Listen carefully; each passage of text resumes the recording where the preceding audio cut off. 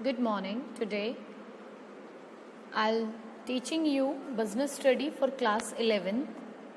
In this subject I'm teaching you chapter 3rd, that is private public global enterprises.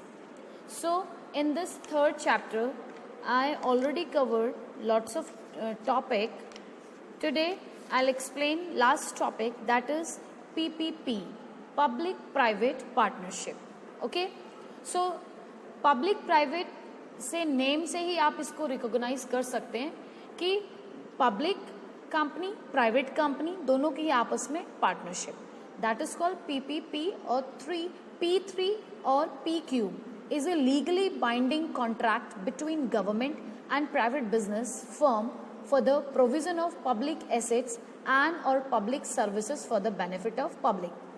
तो ये जो combination है public private partnership, ये दोनों ही कंपनी का जो कॉम्बिनेशन है वो एक कॉन्ट्रैक्ट होता है between government and the private business firm.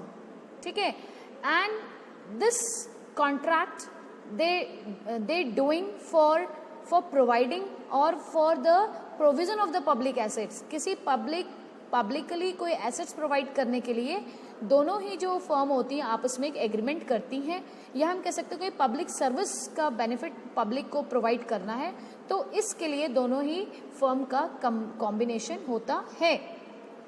In short, PPP is a relationship between public and private entities in the context of infrastructure and other services.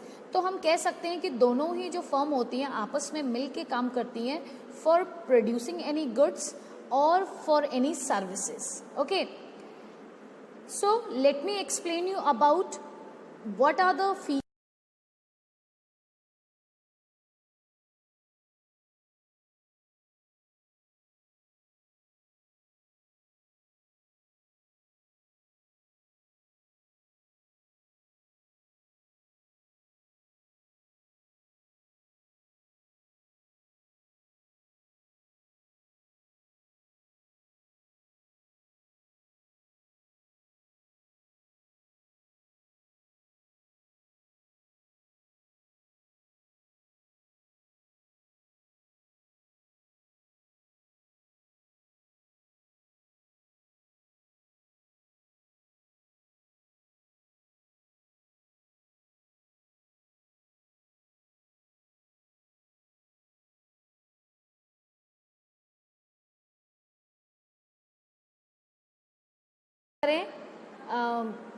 Private peoples की, तो private peoples कोई भी local और foreign कोई भी international company हो सकती है, एंड इंक्लूड बिजनेस और इन्वेस्टर्स विद टेक्निकल और financial expertise relevant to the project.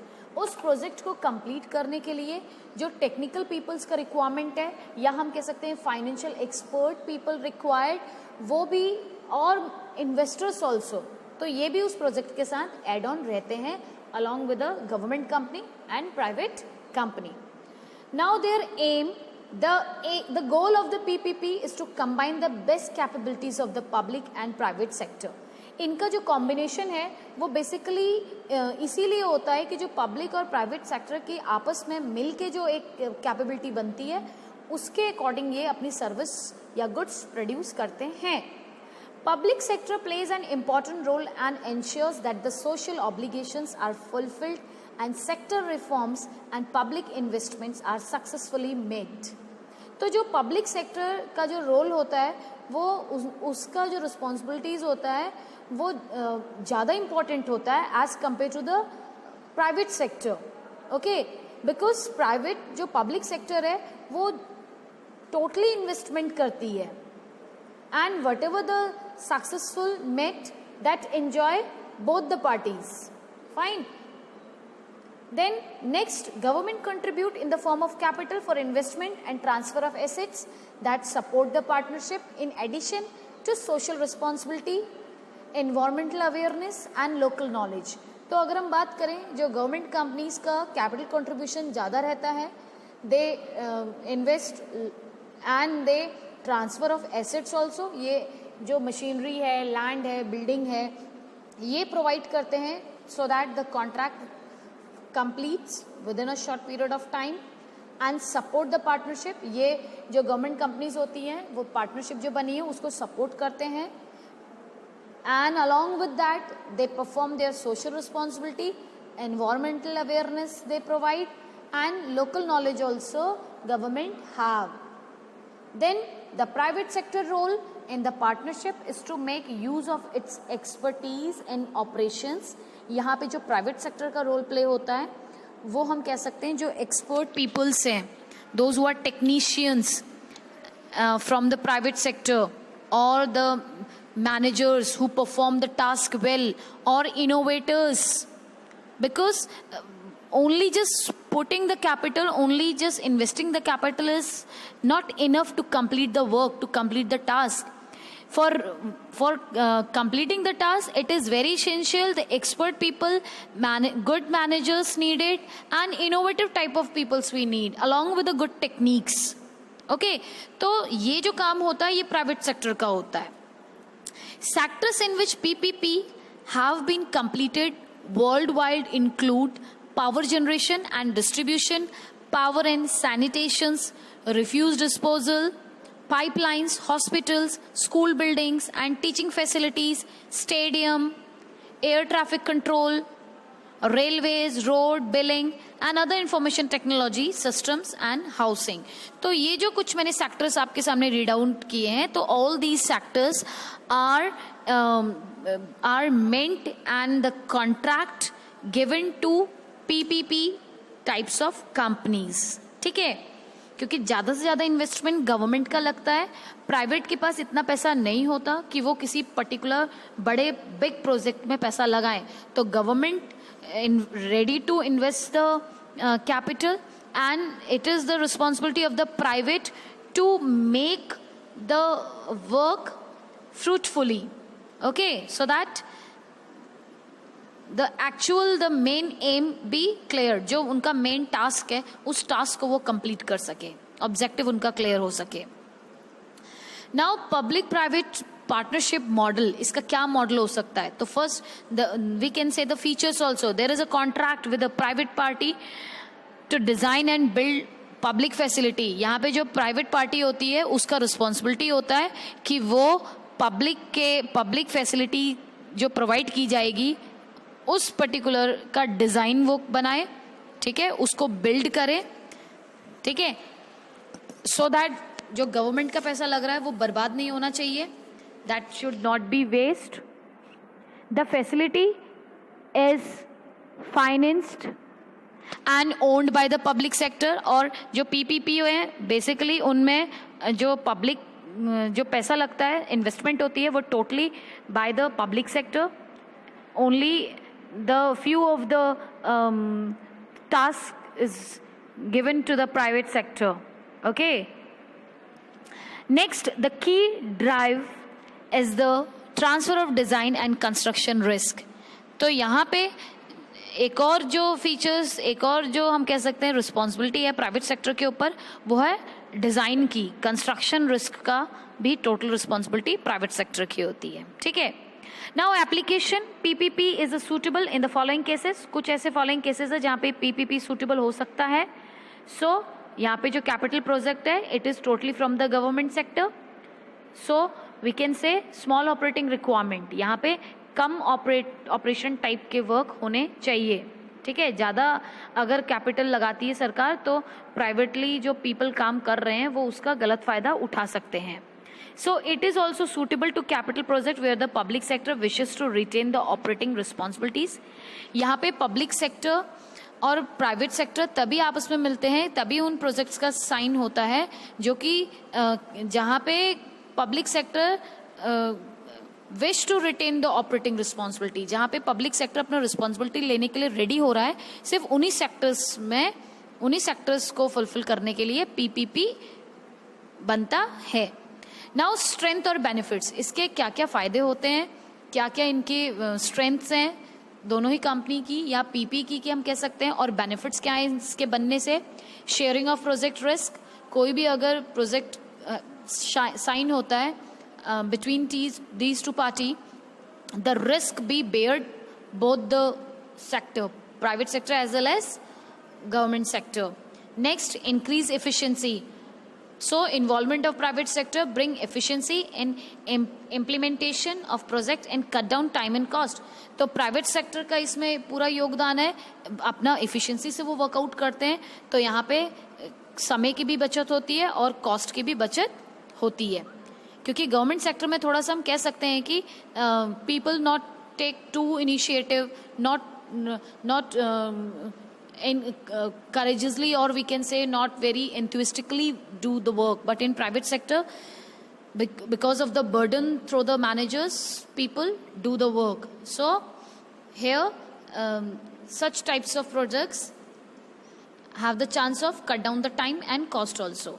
Then innovations. PPP helps in bringing innovative designs and construction practice. तो ये जो कंपनीज होती हैं इनमें बहुत ज़्यादा चांसेस होते हैं, ऑलवेज न्यू इनोवेशंस होते हैं, न्यू इनोवेशन डिज़ाइन से काम करते हैं, and they construct, they keep on constructing and involving in construction practices. Then next, better viability.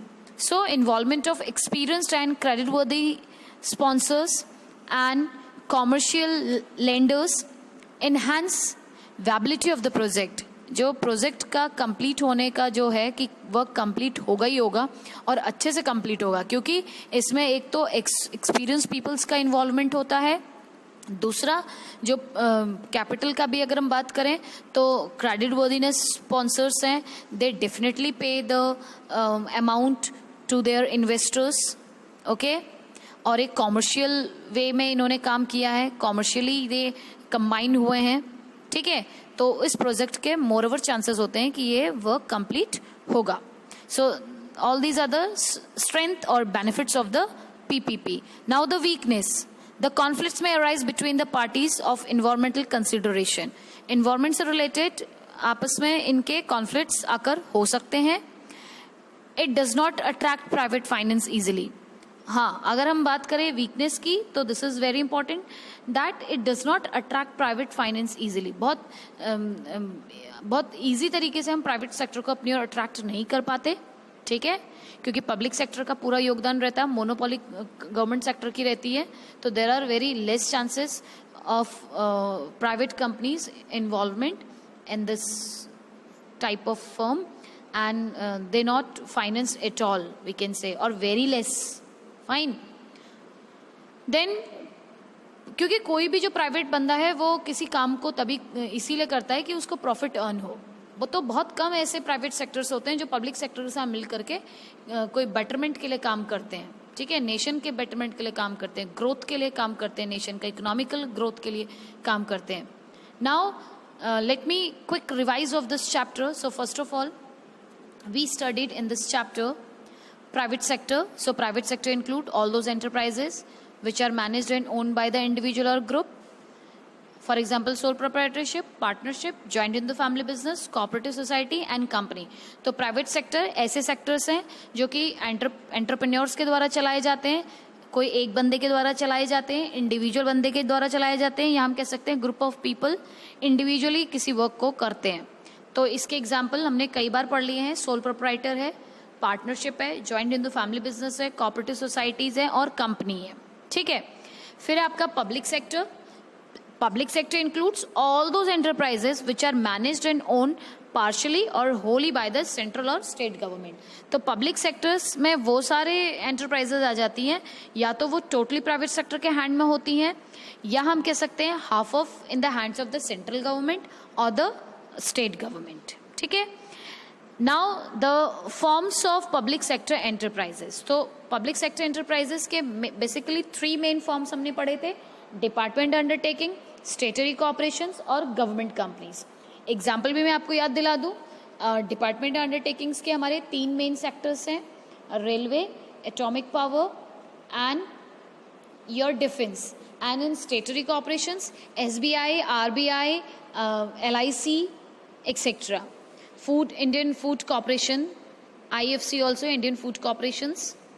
Government companies, SAIL, भेल, GAIL. Okay, so these 3 big limited industries are the examples of government company having 51% share of government. Then Features of department undertaking: first, they are totally fully financed by the government, subject to accounting and audit control, managed and controlled by the government departments, headed by concerned ministers, appointment of employees as per the government terms and condition. In particular departments में जो appointment होती है वो भी totally depend करता है government terms and conditions पर. Employees accountable to the concerned minister. कोई भी employees टोटली अपनी अकाउंटेबिलिटी मिनिस्टर्स के सामने अपने वर्क को रखेगा. ठीक है. मैरिट्स हैं complete government control, answerable to parliament and source of income suitable for national security.